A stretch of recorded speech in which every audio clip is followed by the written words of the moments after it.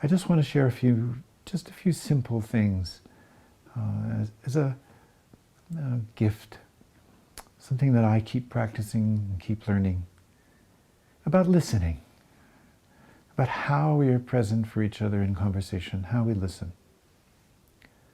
So the first, and it's really obvious,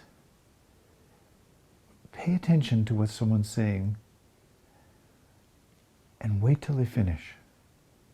Wait till you have a sense they've completed their thought. Even check, did you finish? It's so easy to talk over another person. It's so easy to try to complete their sentences. It's this tendency many of us have to think we know where someone else is going. What changes when you listen in this way is the field of the relationship itself. When you have really heard someone and you wait for them to finish, sometimes what you would have said if you'd spoken right on top of them isn't even necessary anymore. And you can bring something that's completely fresh. Or you bring something that really adds to what the other person said. So try to just be very, very conscious of the habit of talking over people or the habit of completing their sentences. I think it's kind of a problem sometimes men have with their women. The second thing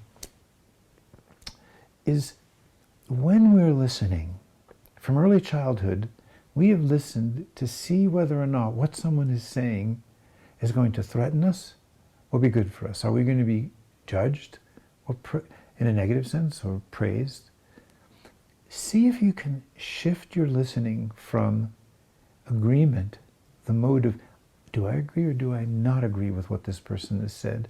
And instead see if you can listen just to what the other person's saying. See if you can again sense the difference between unconsciously listening for agreement or disagreement. If they agree, you're safe and you can add to it. If you disagree, then you have to take a different position and maybe defend yourself or find the fault or the flaw in what the other person's saying. And so what then is the relationship consecrated to unconsciously? It's distrust. Unconsciously, when we listen for agreement and disagreement, we're listening for trust and distrust.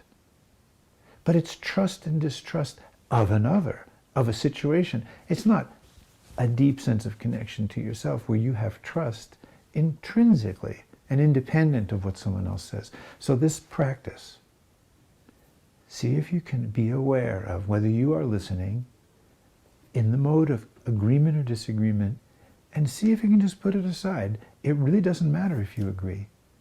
What is that other person saying? It's their truth, it's their perspective, it's their opinion. Whether you agree doesn't matter. Whether you disagree doesn't matter.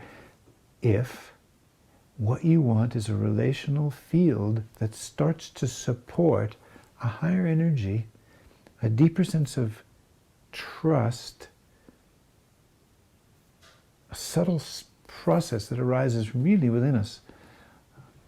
So these two things, just to be conscious, let people finish their sentence, really, really listen.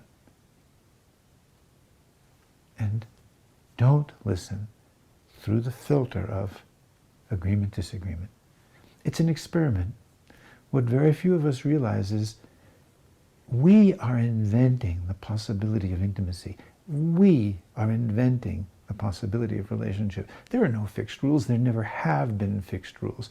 There are things that work better than others. And as Einstein said, if you keep doing the same things over and over again and expect different results, that's crazy.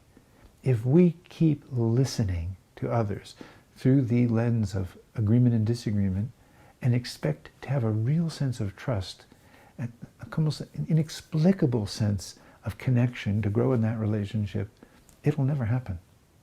You'll agree with people, those will be the ones you side with. You'll disagree with people, those are the ones you'll polarize with. And a deeper field that is there for all your conversations and all your relationships, it won't take shape.